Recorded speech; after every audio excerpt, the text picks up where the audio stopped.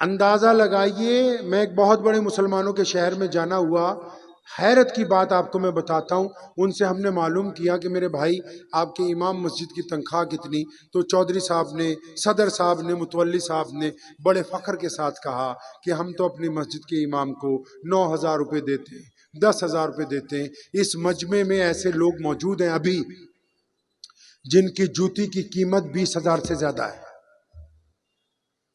ऐसे मुसलमान मौजूद हैं जिनके हाथ में मोबाइल पकड़ा है और उसकी कीमत 1,00,000 से ज्यादा है।